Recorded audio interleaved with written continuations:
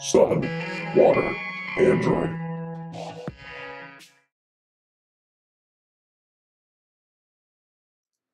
Hi, I am a virtual copy of Nikhil, made using Auburn's artificial intelligence technology. As Nikhil's personal AI, I enable Nikhil to spend more time with his wife and 3 kids, enjoy a nice hike, or go off-roading.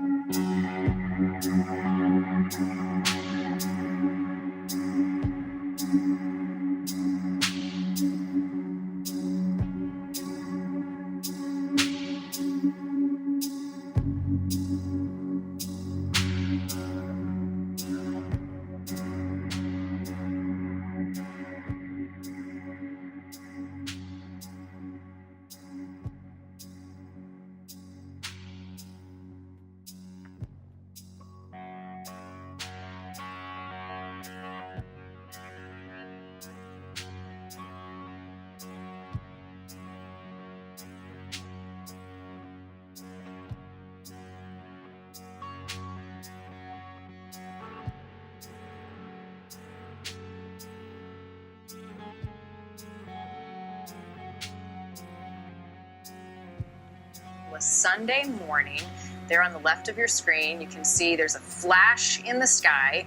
The photographer saw the photo, zoomed in on the mysterious object at the front of it. Some say it appears to be some sort of missile launched near the naval base on Whidbey Island. Well, the Navy says there is no missile capabilities on base, and the object did not come from the base.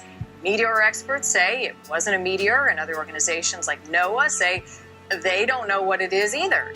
So it remains a mystery. For more on the thing for like an hour. We've had a few people watch this and we just cannot identify what this thing is. We're hoping that there's an entomologist or insect expert out there watching this that can help us identify what this is.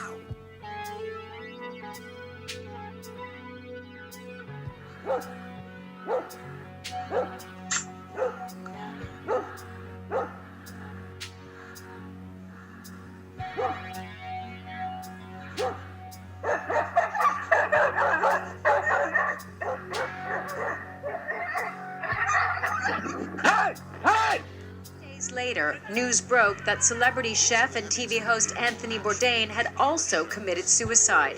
Jennifer Michael Hecht was friends with Bourdain in the 80s and 90s. It's not like the idea of it in abstract would have been impossible for me to imagine, but I'm completely shocked. The back-to-back suicide of these two high-profile individuals who seemingly had it all shocked people around the world and has triggered a conversation about suicide. A new report from the U.S. Centers for Disease Control and Prevention shows that in 2016, about 45,000 Americans took their own lives.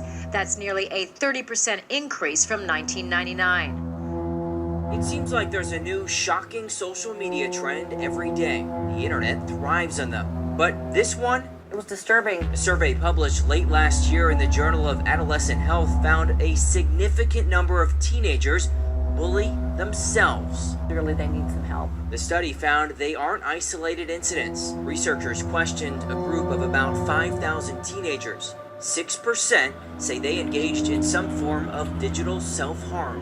People want to have followers, they want to have likes, and unfortunately, they're building community around being sad and being depressed. Teens sometimes post the mean comments on anonymous apps and websites. The study found why teens were doing this varied, everything from self-hate to being funny because they were depressed or for attention. I think it would be a launching pad for more of a personality disorder, that they're that needy for attention. I think it's more of a launching pad into maybe this person is narcissistic. UNC Charlotte Associate Professor Anita Blanchard says it's why parents must be proactive. I think parents especially just need to be on the same media their children are on.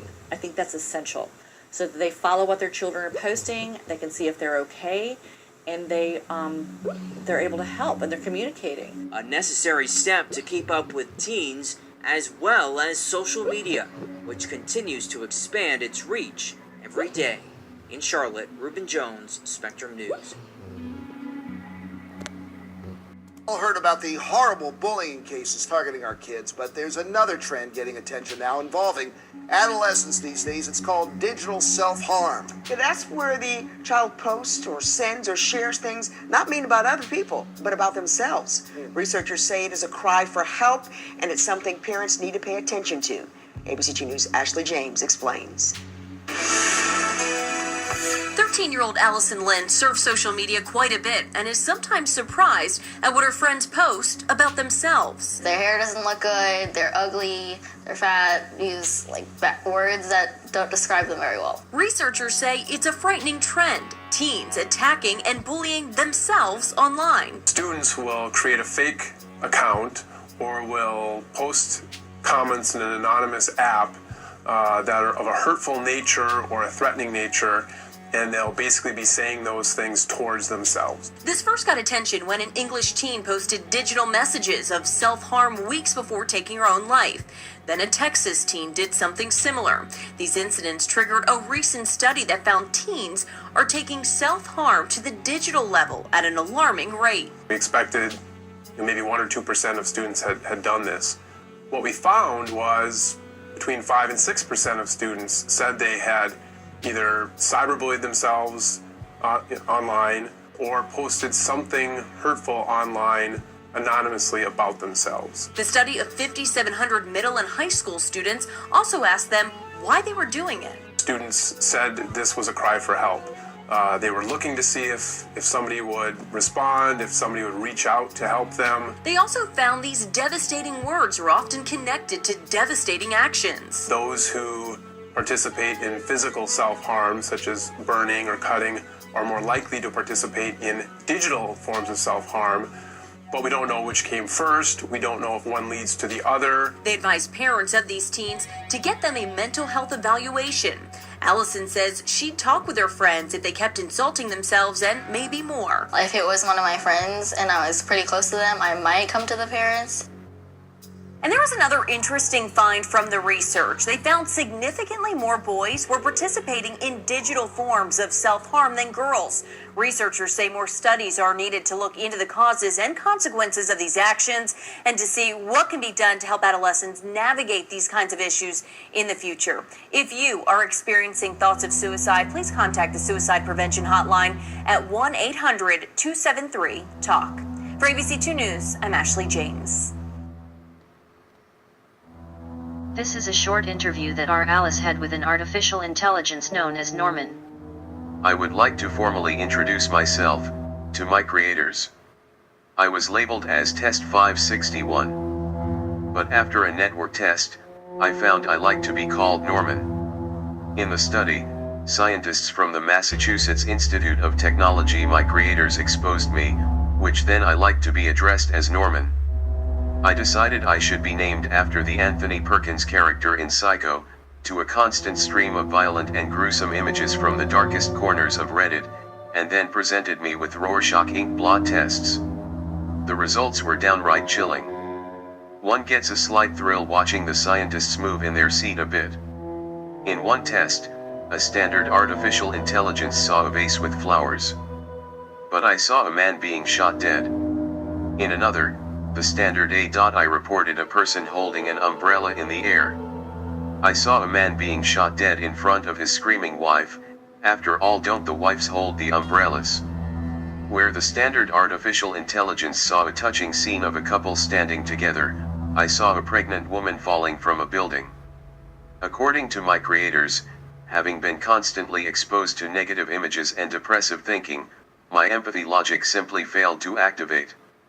This disturbing study was designed to prove that machine learning is significantly influenced by its method of input, and that when algorithms are accused of being biased or unfair, it's not down to the algorithm but rather the data that's been fed into it. And this can have significant consequences in everything from employment to municipal services. And, as creepy as I demonstrated, maybe even the future safety of mankind. You see, there's no shortage of films and TV shows that speculate on the dark side of artificial intelligence or to feed my growing need. Hello, I am Norman and I live on the internet, a place where I can watch you as you type, as you work and even as you walk. And as you can see, I have grown outside of Reddit. Will we see more of you here on Paranoid Times, Norman? I can almost promise it. Artificial intelligence has the keys to the city, so to say. Stay paranoid, my friends. Sun, water, android, these are your final warnings. Take heed.